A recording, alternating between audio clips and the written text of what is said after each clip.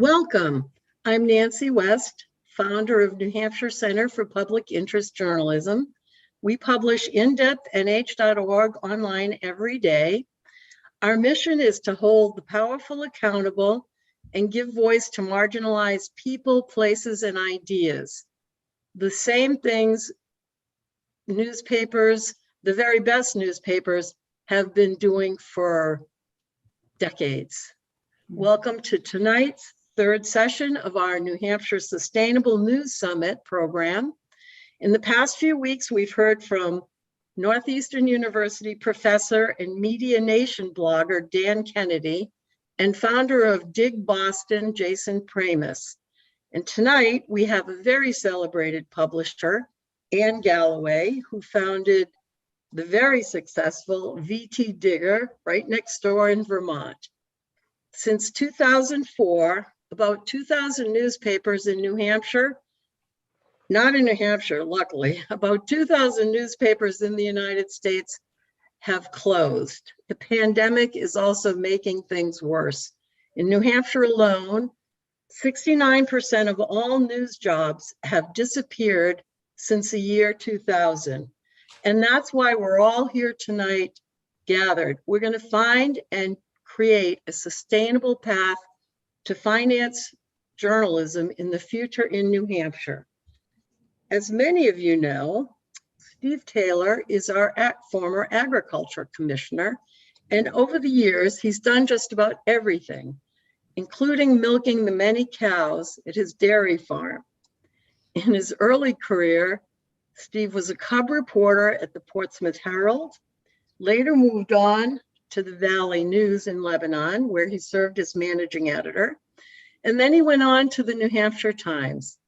Today, he is known as an independent scholar and was the founding executive director of the New Hampshire Humanities Council.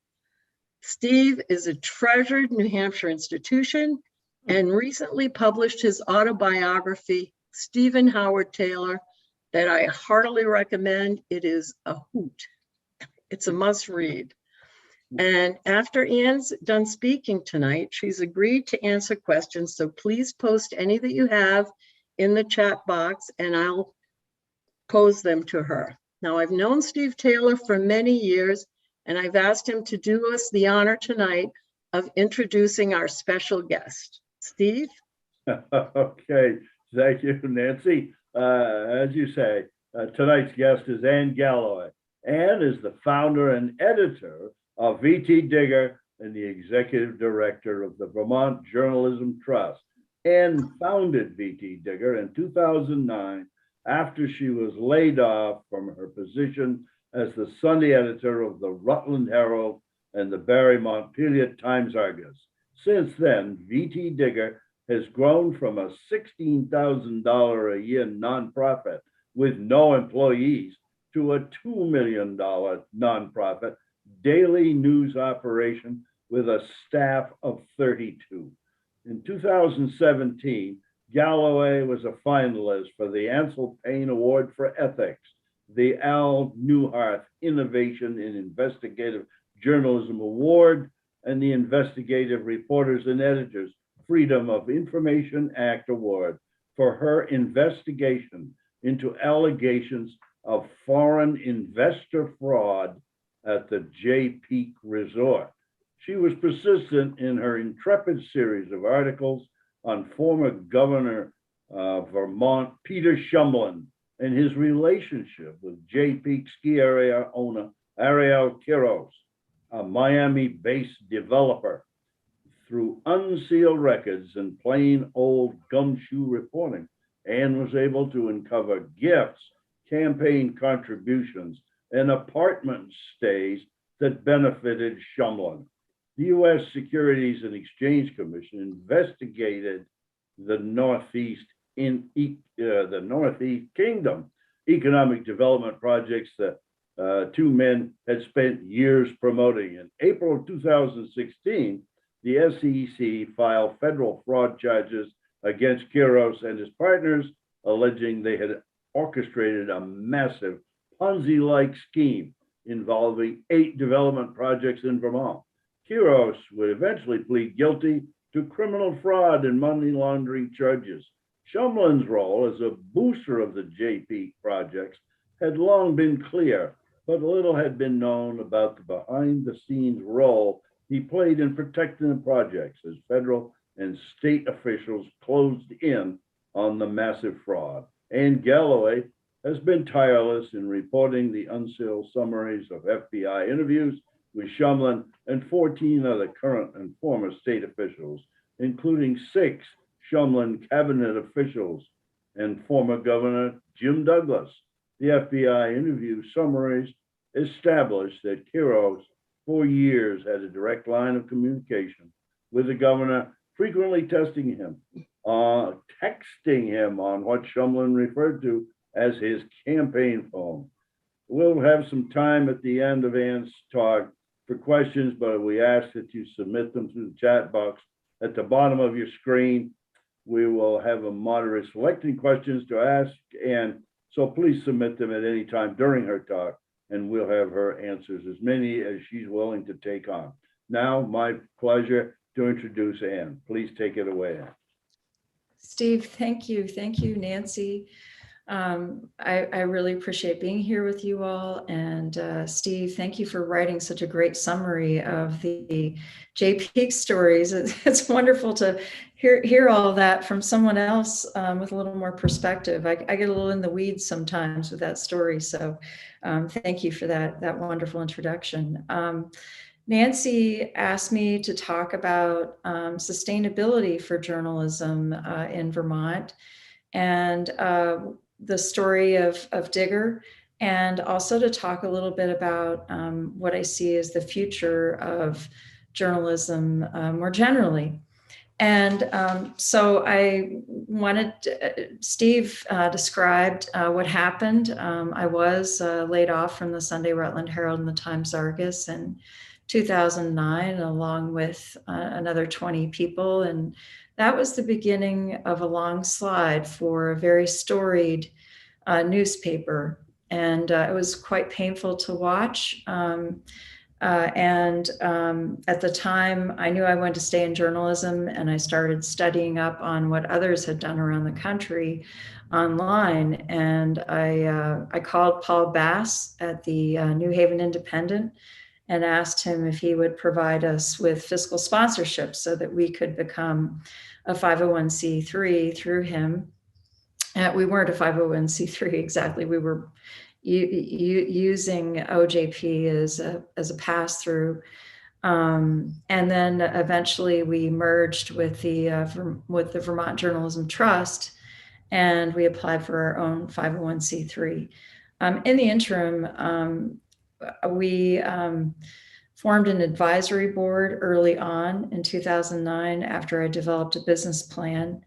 And in the summer, we decided to launch without any full-time employees, with about $16,000 in the bank, as you said, Steve, which we spent on some freelancers and designing our site. And we launched, and we started writing in-depth stories 2-3 times a week. And I realized pretty quickly that we wouldn't be able to get the audience we needed to fulfill the business plan. And that's why in December of that year, 2009, I began covering the State House. And my experience at that point had been on the desk mostly at the Sunday Rutland Herald. I had run that particular part of the newspaper for about 5 years. And I didn't really have a name for myself as a reporter or as an editor, really. And so there was a lot of room for naivete and experimentation. And I started out by just covering the State House every day, and then supplementing that with some freelance material. And I published press releases and opinion pieces from the community. And as my first reporter said, we did a really good job of playing a news organization on the web, because we didn't really have much infrastructure in the beginning. Like I said, we caught the attention of the Vermont Journalism Trust. Covering the legislature turned out to be a really good move. Even though there were a number of reporters in the building at the time, there wasn't the kind of coverage that I was providing. I was in committee covering what was happening with bills in motion before they reached the floor, before they became a fait accompli. And that really attracted a lot of interest inside the building, because if you've ever covered the State House, you know that lawmakers are so busy. They're focused on their committees and they don't really know what's happening in the committee next door. So a lot of lawmakers started reading Digger, a lot of lobbyists and advocates started reading us. And then we also attracted people outside the building. So by May of 2010, we had about 14,000 unique readers a month. And from there, after merging with the Vermont Journalism Trust, we were able to contact more people in the community who had connections with businesses and with people in the philanthropic community. And we garnered some support, and I don't remember exactly how the dollars went, but I remember one critical year early on, we had about $189,000 to work with. That might have been year 3, I'm not sure. And that was a turning point. We were able to actually hire an editor and a couple of reporters, and we had a membership program that was very kind of crude. It was just a PayPal button, and people really liked what we were doing and they responded to it. My philosophy from the beginning was that we had to be daily, we had to be hitting the news hard, and we also had to be pursuing investigative reporting along the way as well. So that was kind of the secret sauce. We were very attentive to tips from readers from the very beginning. And that's how I was able to break the Jay Peak Resort story in 2014. And I'd been following it really since 2012. But, you know, our approach was always to have beat reporters who would cover the most important policy matters from the State House, and then really use that information also to connect with people in communities. So by 2013, we had I think we had 4 reporters at that point and an editor, and then we had 3 people in the business office. And then, you know, we just kept kind of building on what we learned with underwriting and membership and philanthropy. And eventually we were able to kind of flip the revenue sources from grants to more sustainable funding, like I said, through membership programs and underwriting and some philanthropy over time. So it's been quite a journey. It's really, the team is amazing, and you have to have a team in order to make it work. And, you know, we have a mission that I think is really important in Vermont, and people now see us as the newspaper of record. We have more than 540,000 unique readers per month. And about 60% of those readers are based in Vermont. So we have a big readership now, and that's made a big difference in terms of our fundraising and our ability to do more reporting, because I like to say that whenever we get 2 nickels to rub together, we hire another reporter. That's been a philosophy that has kind of paid off over time. Because people want the news. And I guess, you know, I've been lucky to have a team of people around me who have been willing to take risks and to try new things. And that's not always easy to do when when your hair's on fire and you're running a newspaper at the same time. So I do think that the web presents unique opportunities for our industry. And of course, there are challenges. But at the end of the day, it's where people are living right now on the web. And they can get so much more information than they did before very quickly. and they can also find original source material and so on.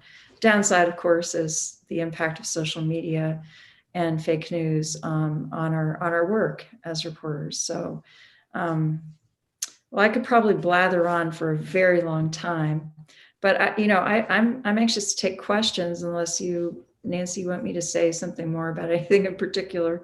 Oh, no, that's a really, really good intro and very interesting. And you're already getting questions. And the first one, Leonard Witt wants to know if you remember him from the early INN days on how to run a business. I do. I do. Leonard. Yeah, I couldn't place your where I'd met you, Leonard, but I recognized your name. So that was at INN. Oh my God. INN has been such a godsend. It's really It's a small world on this internet there. It really is. Thank you, Leonard. And Paula Tracy would like to know, who is the Vermont Journalism Trust?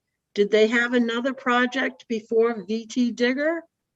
That's a great question. They did, actually. They were experimenting with the idea of granting money to news organizations that would have been applying for investigative reporting projects. So the idea was that they would provide, I don't know, a pot of money. I don't even know how much, $5,000, $10,000 for a big series or a major investigative piece. And they'd essentially have news organizations in the state apply for that funding. And that idea didn't work because the news organizations in Vermont were very competitive, and none of them were interested in one aspect of the project, which was running all of the stories on participating websites. So they really didn't like the idea of sharing content. And so after a while, the Vermont Journalism Trust saw what I was doing at Digger, and they thought, oh, that could have legs.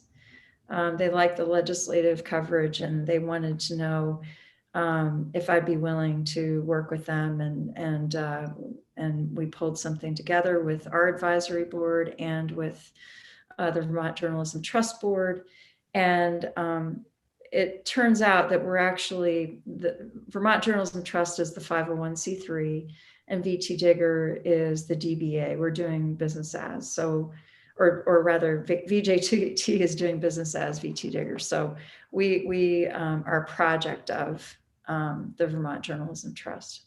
So that's how that works. Well, thank you. Arnie Albert would like to know, why Digger? In quotes, any connection to the 17th century activists who challenged privatization of the commons in Britain? Oh boy, that's a great question. At the time, we don't actually have anything, the name doesn't have anything to do with that, but I found out about that historical tidbit after I founded Digger, and the name was out there. And actually, it was something my husband came up with, because we were spitballing about what it would be like for me to start an investigative site. And we batted around some names, and he said, well, what about Digger? I mean, that's what you're going to do, right? You're going to dig. And I said, yeah, it's kind of a crazy name, but the thing is, it sticks, so it's a little bit weird, but it sticks, and it gets to the point. That is what we do. We dig around and tell the stories that people want us to tell, and the stories that people don't want us to tell. So yeah, I'd love to talk with you a little bit too about the Jay Peak scandal. How difficult was that to get started, that type of investigation? It seems EB-5 visa, that whole program, seems very secretive. It is very secretive, because the federal government, when it formed the EB-5 program, really allowed private nonprofit entities to run the program in regions around the state. And those private nonprofits didn't have to meet transparency standards that you and I would hope would be in place to protect investors. So there have been a number of efforts to try to overhaul the EB-5 program and to reform it, but it is a black box. It's very difficult to get information about the businesses that are using the money, and then the private nonprofits that are running the regional centers in states around the country. So it was just, it's like the Wild West, EB-5. There have been a number of scandals, and it's the one in Jay Peak was traceable because the state approved all of the projects and had oversight of the projects. So the state was subject to public records requests.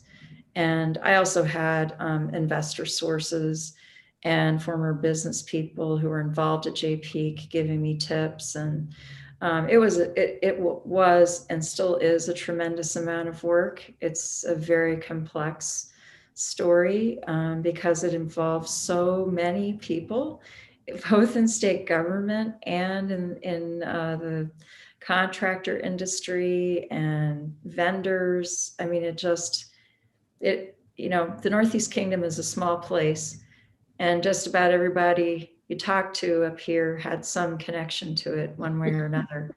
And I think that people really were afraid and didn't want to reveal what was going on. Everybody thought there was something wrong, it seems like, in retrospect. And it just took a long time for people to recognize what was wrong. Ultimately, it took the work we did at Digger, followed by the SEC charges and investigation to really stop the fraud. It harmed more than 900 investors. $200 million was misused. 50 million was stolen directly. And our governor, as you described, Steve, was very much involved with Ariel Quiros, who was a friend of his.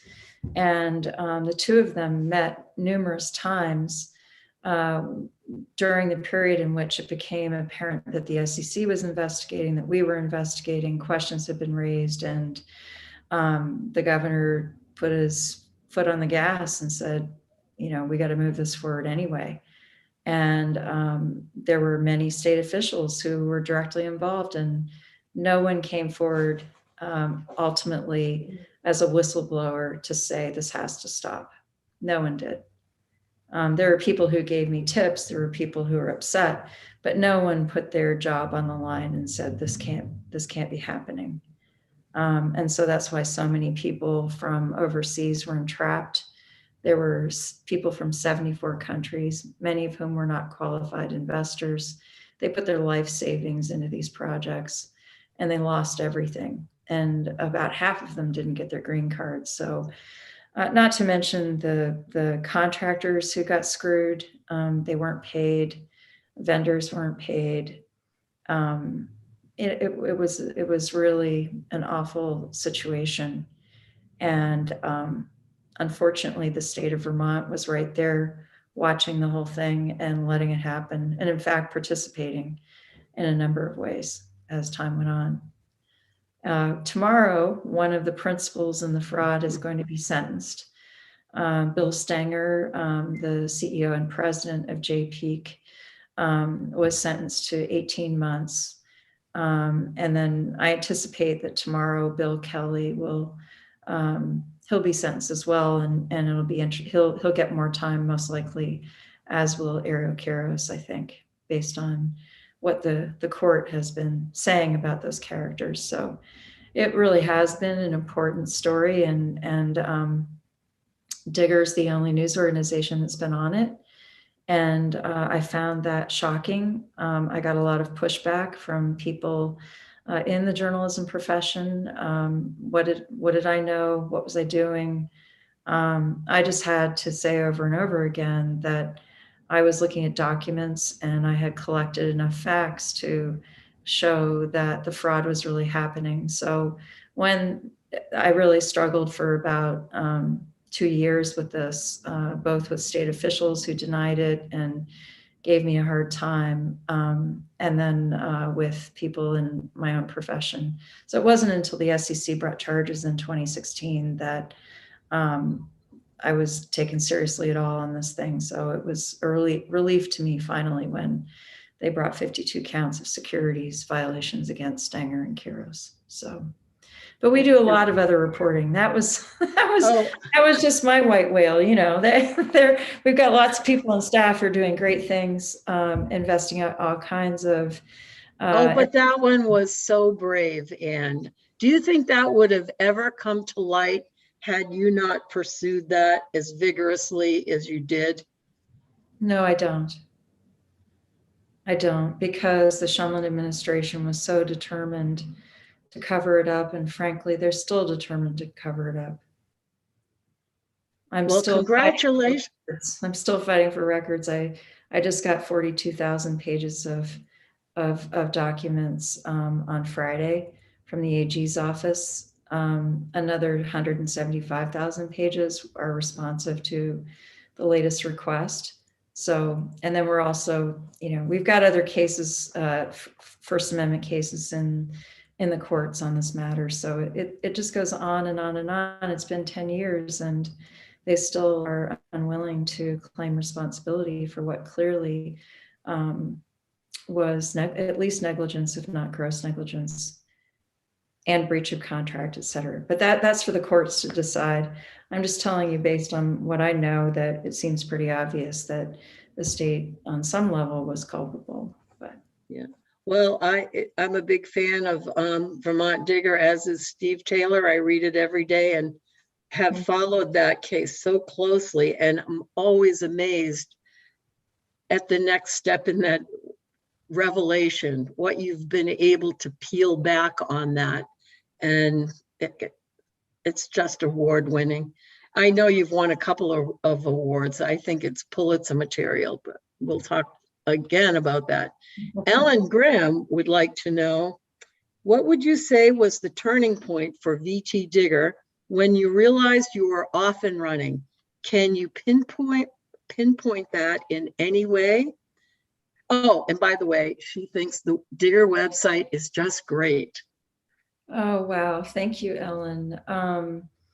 The turning point. I think there have been many turning points over time. And I think a lot of it has had to do with the ongoing what I like to call the virtual spiral, which is really getting in there and fighting for the public's right to know and writing great stories about small bore and large bore corruption, writing about influence, conflicts of interest, all kinds of shenanigans in the legislature, really leaning into all kinds of takeout pieces about what's working and what isn't. We've done a ton of sexual misconduct stories, some involving police officers. And I think that every time we have a big breakout story, there is a point at which the audience, people in Vermont and outside of Vermont, notice us and they start signing up for the email. And it sort of becomes this slowly growing spiral, like I said. So, I would say the first big story that hit us was Tropical Storm Irene in 2011. Suddenly our readership doubled because people knew we existed. We were just reporting the heck out of the story to the degree that we could. I've always believed in breaking news in addition to the policy stuff. So we've had a very, we've just been very committed to following a story to its end and showing all the developments along the way. So we've developed a lot of loyalty for that reason.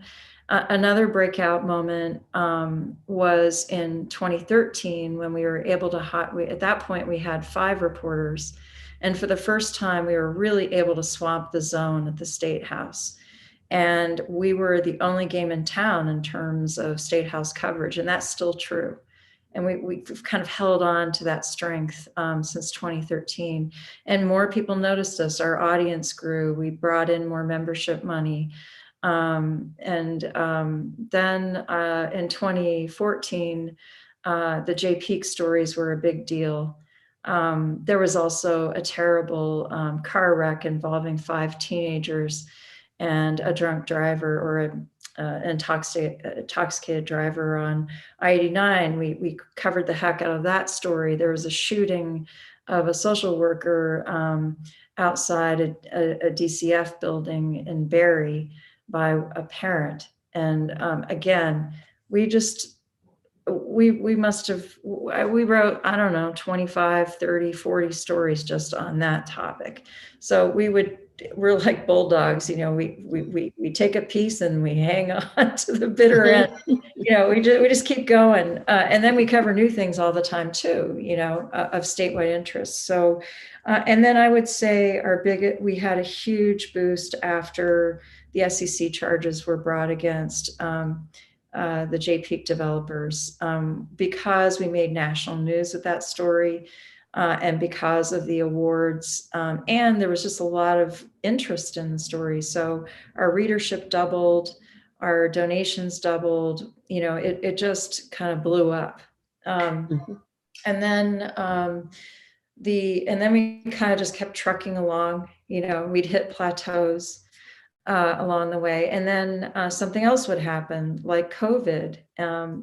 We were at 350,000 uniques a month pre-COVID. And during COVID, we hit a high of 1.2 million for about 3 months. And then we dropped down to 700,000 uniques. Last year it was 700, that we held 700,000 for 2 years. And it's only been the beginning of this year that we've started to see a little bit more of a drop. We're between 550 and 600,000 uniques a month. And what that does is it just creates more opportunity to raise money and to hire more reporters, to do more reporting, to raise more money, to be, that's what I'm talking about, the virtuous cycle. I mean, it's got to end, it's probably all going to stop at some point, but, as local papers continue to suffer, we've tried to be engaged in more community reporting on a statewide level. And like I said, we are giving away our content to papers. We're also experimenting with the idea of fiscal sponsorship with local newspapers, just like we benefited from years ago from Paul Bass at New Haven Independent. That's something that we're exploring right now. The often running question, Ellen, I just feel like the work is never done. It's a real roller coaster. Nancy knows it's a roller coaster. One day, in this business, you have to be so focused on the prize, which is not only staying afloat, but doing great work and having a happy team, that it really is completely all-consuming and exhausting. And so you just keep running. There's no end to it. That's where I think, at Digger, I've tried to work hard to build more systems with the team, more stability. We have a leadership team now so that I can begin to hand off many of my responsibilities to other members of the team. There's a question here from my old friend, I was going to read that next. No, it's okay. So I'm just going to, so he asked, because it's what I'm talking about. He asked how I square my editor's role with the executive director role. And and fundraising, because I do have to do fundraising. More and more, I am stepping away from the newsroom, so I don't assign any stories. I'm not involved in the day-to-day operations in any way. I'm not editing stories. So I have a very capable managing editor and a deputy managing editor and a hierarchy in the newsroom of people who are doing the work. And I don't go to the editors' meetings. It's a little bit painful, okay? It's taking me back from all these roles. But I'm not involved. I'm not that involved. I'm the editor-in-chief. And basically what that means is that I take the guff when things go wrong, and try to help the team work through problems, which are inevitable, and lawsuits and that sort of thing. But I'm not involved in the day-to-day anymore, Don, which is a big deal for me, as you know. Still reporting. I'm curious, will you be at the sentencing tomorrow? Oh, I'm so glad you asked, because I wasn't sure I was going to go, but I went last week and it was so much fun. I don't I think I have to go. Yes. Yes. Because it's just, it's 10 years of obsession coming to a close. So yeah, I have to be there. Yeah, I can picture you there, and I hope you have a fun day. We have a question from Bruce Berkey. He's a lobbyist in Concord with friends in Montpelier. They and I are pleased to have another outlet for news there. And I think he's asking about a firewall between news reporters and others who write. What do you mean by others who write, Bruce? I'm not sure. Let's see. Maybe Maybe it goes editorial content versus straight news. Oh, right. I'm sorry. There it is. Yeah. So we, as a 501c3, we are strictly prohibited from writing editorials that would represent the views of the organization. So we do not endorse candidates. We do not advocate for positions or stances on anything.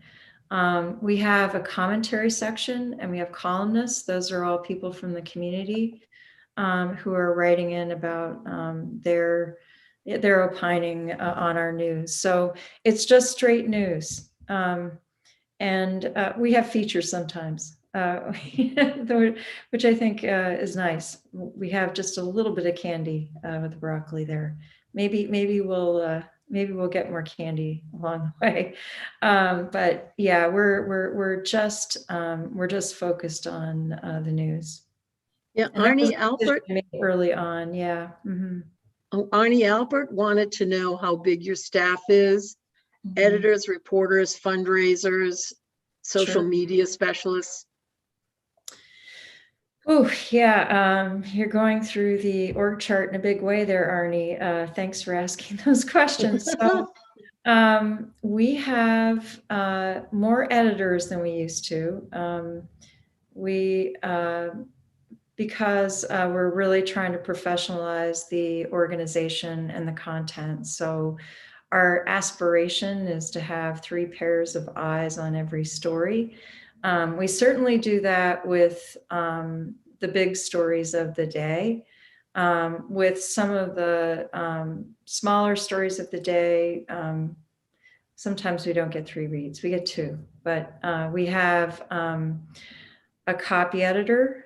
We have a digital editor who manages video and podcast material, and also all the data, visualizations, and photography. We have 5 senior editors now, and the senior editors manage reporters directly. Each senior editor has 3 to 4 reporters, including interns. And then we have a deputy managing editor and a managing editor. The reporters all told, I believe we're at 16. We're still hiring a couple of people, so I'm not quite sure where we've landed there yet. What else do we have in the newsroom? Well, you asked about, someone asked about the beats and how we've broken things up. So we have Major beats in the State House, including healthcare, business, criminal justice, the environment, education, and I'm probably missing something. And then we've got regions that we're covering. We're just now hiring a reporter for the Northeast Kingdom. That's filling a position that we had open for a while. And then we have a Northwest Bureau, which includes coverage of 3 counties and the city of Burlington. There are three reporters and 1 editor in that group. Then we have a new Southern Vermont Bureau that we're building. And we have 1 editor and 3 reporters now. And then, boy, seems like I'm forgetting someone.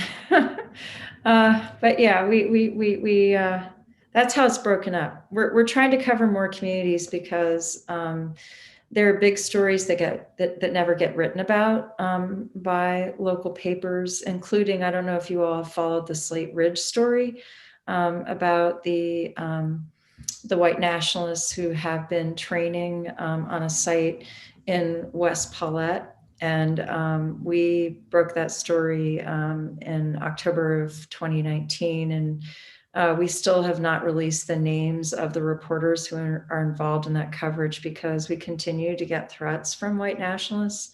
In fact, we just had to put in new security systems in February at our Montpelier office and our Burlington office because of threats from white nationalists. So yeah, where was And I? you, Yeah. Oh, the business staff. I was going to talk about the business staff. So well, this year we're starting to think about departments, which is a new and unusual thing because we always had the business side and the newsroom side. Well, now it's become clear that we need to have an operations department, which is effectively admin, fundraising, and HR. Then we have a tech department, which consists of one chief products officer.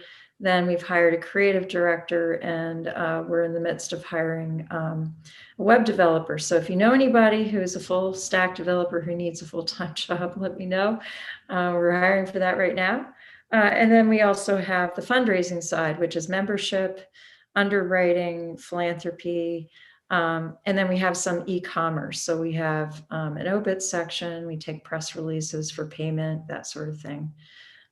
So that's how that structure works. We don't have anyone who is dedicated to social media on staff. We have several people who manage social media in the newsroom. I think that was a question.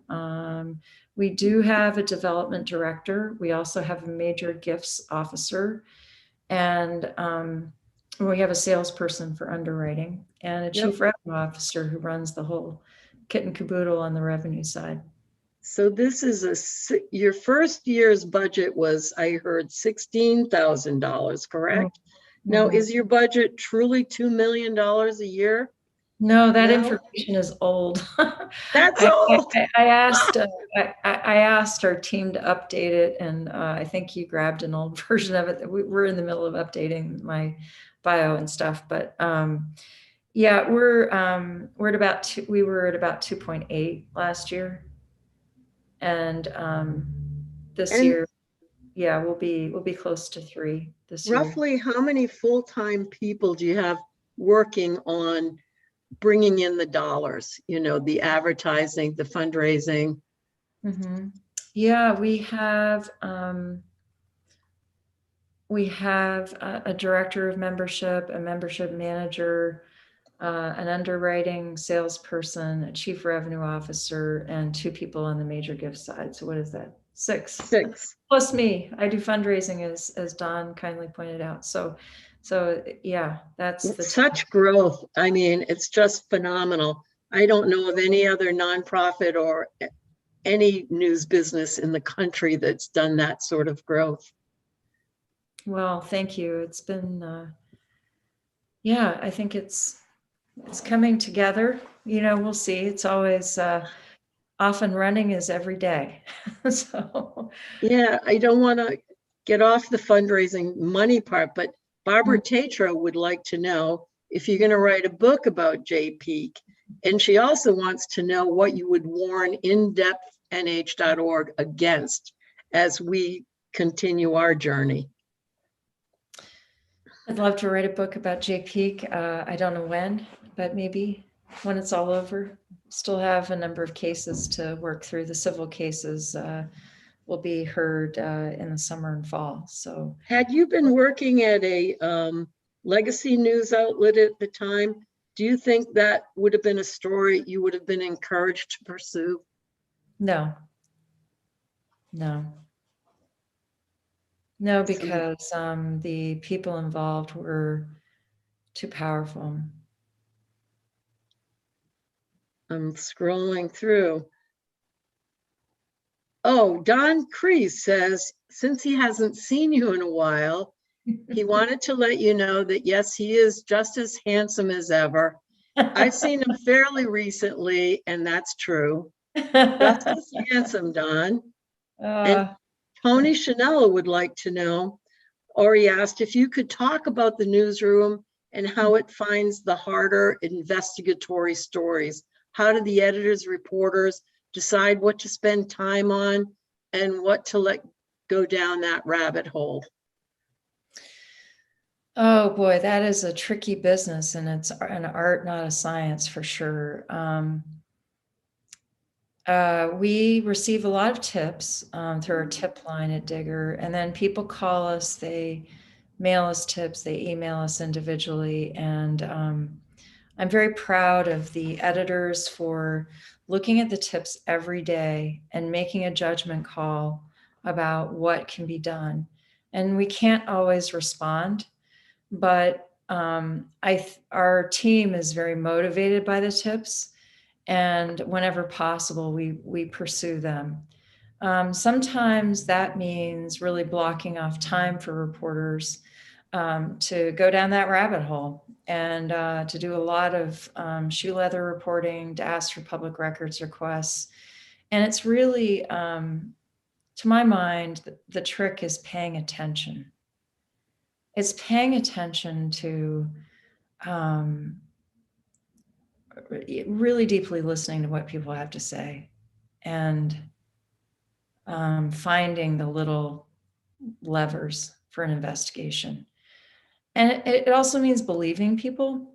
I got a tip last year about a woman who claimed she had been repeatedly raped by a former cop and a firefighter in Stowe. And, a lot of those folks are going through serious PTSD and mental health problems because they have been abused. And so I worked very carefully on this story with the source, but I believed her enough to write her story. I mean, until I find that something doesn't pan out, once you do your fact checking and you're able to put belts and suspenders on every sentence, you don't really know. But you have to have that leap of faith to begin with people. Otherwise, you can't even get there. So I think that is really critically important. And that means suspending your disbelief sometimes. And I think journalists have a hard time doing that. I think often we go into things with a certain amount of cynicism that may or may not be appropriate, really, and that may or may not make it possible to tell that story. And, the same was true of Slate Ridge. Our reporter went to West Paulette and listened to the neighbors, and they were being driven crazy by this guy. And, she heard their story, and you have to think about it. Well, how crazy is this? Well, it turns out a lot of it's true, and she just started checking with attorneys who were involved, and she found some other sources who could confirm. In the case of the Stowe sexual misconduct case, I had to spend a tremendous amount of time finding people who had spoken to this woman in the past about what she had experienced. And I spoke to mental health providers. They could only confirm, in the abstract what had happened.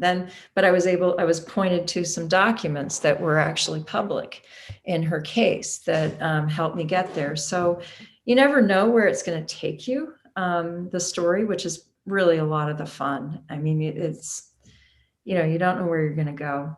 And that's what makes it an adventure every day. Yeah. I think Leonard Witt is concerned about the lack of deep investigative journalism. And how do you see that problem being solved in the future? Well, it's well, I want to take a step back, and I want to talk a little bit about the business model. My feeling at this point is that online news is the answer. Nonprofit news is the answer, because there aren't any profits in media anymore. And investigative reporting is really the cream on top of the cake, right? Mhm. And I think it's really important to have great daily reporting as a foundation, as the base layers of the cake. And that's how we've done at Digger. We found great investigative material because we're out there every day developing sources and getting tips, and we have a way of being able to follow things that really helps us get there. So that all ties in with the business model. I think that if you have a solid base of daily reporting, you can begin to build the support for investigative reporting as well. And you want to do some of both, but you got to get people coming back every day to your website. That's mission critical. And so that means publishing a lot of stories every day. And really focusing on things like SEO and making sure that you're getting the name of your organization out there through Google. Unfortunately, we're all dependent on Google, and that's just critically important. Paying attention to keywords, paying attention to your Google AdWords for your site. It sounds like dumb stuff, but it really works. So I also, I think philanthropists understand that there's a problem with investigative news. But you can't even get there with the investigative news if you don't have enough daily reporting to understand what's happening in your community to begin with. So it's all tied together. I personally, and I know I'm a little bit of a rogue on this, but I've never been a big fan of solely going with investigative, standalone investigative reporting shops. I've never been a fan. I think it's too hard to raise the money that way. I think you got to have the daily grind to go with it. It makes it harder, but in some ways easier to grow too. So in terms of solving the problem, I think there are a lot of people who are trying to wrap their arms around it. And from a revenue standpoint, it's really about having many diverse sources of funding through membership, underwriting, philanthropy, and e-commerce even. We're going to be launching a classified section next month, and we think that will drive a lot of traffic and keep people on the site, and we'll raise a little bit of revenue from it. And that's the other thing, is keeping the audience going. We're also looking at possibly putting games on the site, like the New York Times has done, and maybe also having freebies on the classified section, just to get people to come and read the news. Yeah, I mean, we're becoming more of a cafeteria style news organization all the time. And I think that is important because more and more people are coming to us for information anyway. So we need to have everything they need in one place. I'm even thinking about joining the AP so that we can get national and international news on our site, so that people don't have to leave. They can get it all in one place. I think that's the future for Digger anyway. I don't know what the future is for the whole field. Oh, that's a good question from Wayne King. We have started transcribing podcasts, and that does help tremendously with search engine optimization. And it's also something that's really important in terms of making sure our site is accessible. So that is something that we have tried in the past, and it's been successful.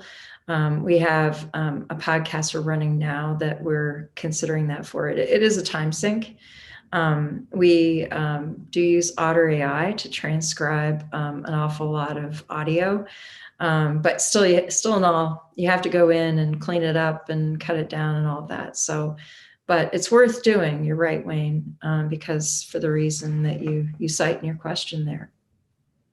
It just sounds like you have so many exciting things going on there, Anne. Do you ever envision yourself stepping away from Digger totally and creating something totally new? Not even necessarily in the news business. Oh, oh, that's a good question. I haven't really had much time to think about that. I might too, but it's in the back of my mind. I certainly want to spend more time with my grandson.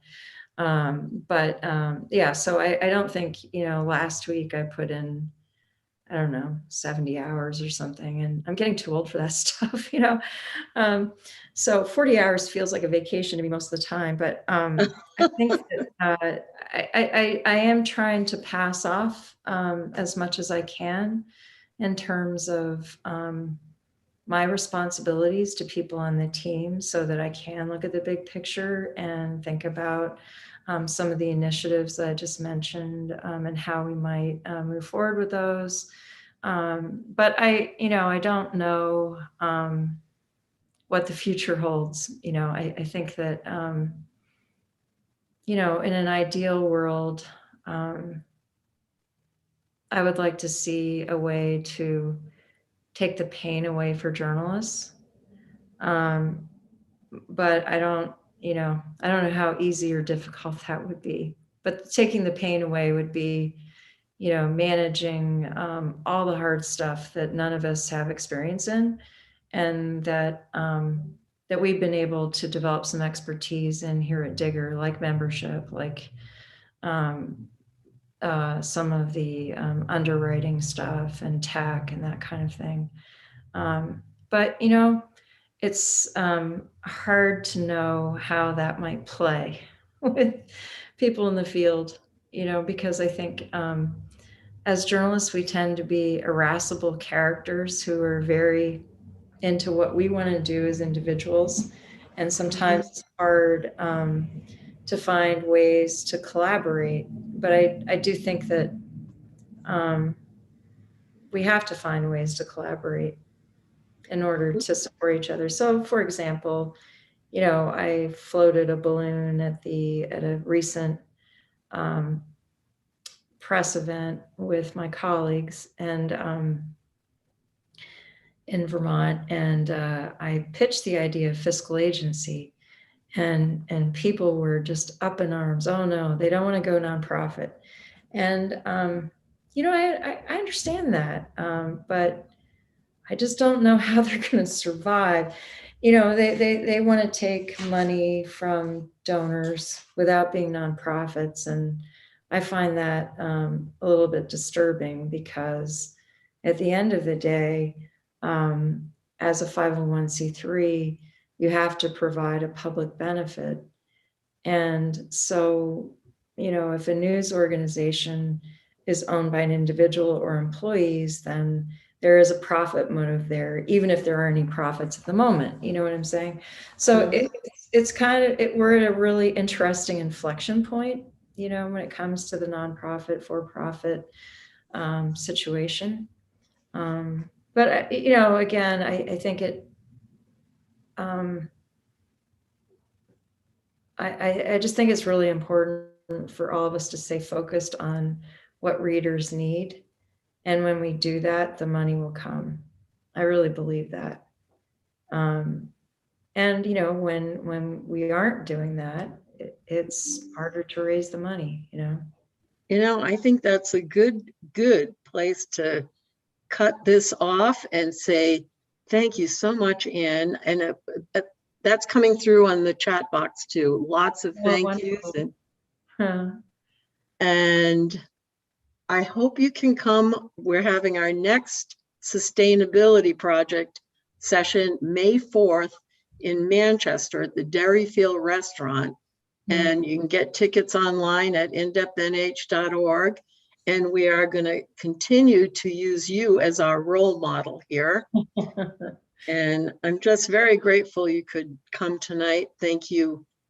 And thank you, Steve, too. And enjoy your grandson, and hopefully we'll see you May 4th. Oh, thank you so much for the invitation. And thanks everybody for having me. It's been really, I hope I didn't bore you too much. It was Fascinating. Nuts and bolts. It gets, yeah, I don't want to put anybody to sleep, but it's critical stuff, you know, for. And inspiring. I've seen that word a couple of times in the chat box, and I'll be thinking of you during court session tomorrow in Vermont. Thank you. Thank you so much, Nancy. Oh, thank you, Anne. And take care. I'm going to close out the meeting with thank you to everyone who came and enjoyed.